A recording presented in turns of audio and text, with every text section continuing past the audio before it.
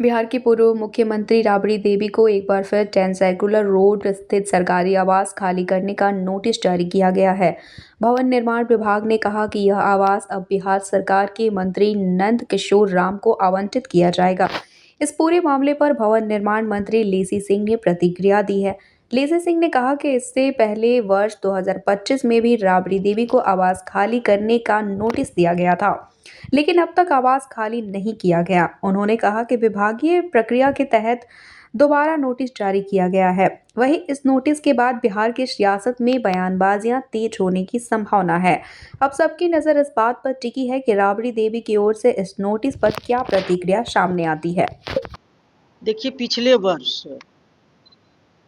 25 नवंबर को ही जो विपक्ष की विधान परिषद में नेता हैं माननीय राबड़ी देवी जी के नाम से 39 हार्डिंग रोड आवंटित किया गया था और अब सुसज्जित भी कर दिया गया है। तो पहले भी विधि सम्मत विभाग से खाली कराने का नोटिस भी समय समय पर जारी किया गया था, क्योंकि किन्हीं के नाम से वो आवंटित नहीं था। अब फिर पुनः मंत्रिमंडल का विस्तार हुआ और कई नए माननीय मंत्रीगण को भी आवास की ज़रूरत थी, तो जिसमें कि माननीय मंत्री नंदकिशोर राम जी ने भी इच्छा जाहिर की थी कि हमें भी एक सुसज्जित बंगला चाहिए।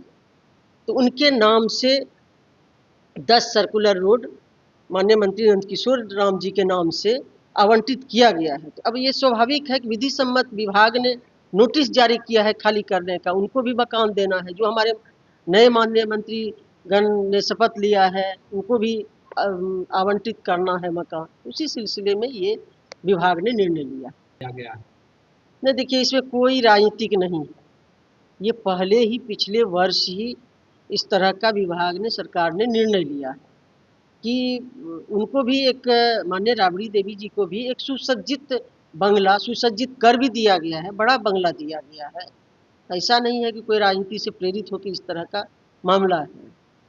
लेकिन विपक्ष के नेता देखिए, जीतन जी आवास को लेकर या नीतीश कुमार की जो आवास अभी 7 करोड़ उसको लेकर सवाल खड़ा कर रहे हैं। देखिए, विपक्ष के पास बहुत सारा मुद्दा है नहीं, तो इसी को आवास को ही मुद्दा बनाना चाहते। ये तो सरकारी बंगला है।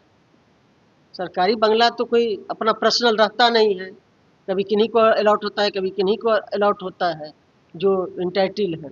एक समय भी तय किया नहीं, ये तो समय दिया गया, नोटिस निकाला गया है, पहले भी निकाला गया था और सब पहले निकाला गया था तो उस समय किन्हीं के नाम से आवंटित नहीं था, लेकिन अब तो आवंटित कर दिया गया है माननीय मंत्री नंदकिशोर राम जी के नाम से।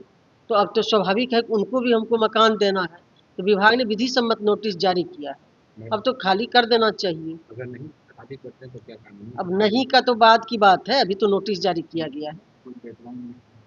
देखिए, समय सीमा दिया गया है, अभी तो फिर नोटिस दिया गया है, तो फिर देखिए, अभी तो 2 दिन पहले ही इसका आवंटन हुआ है मंत्री जी के नाम से।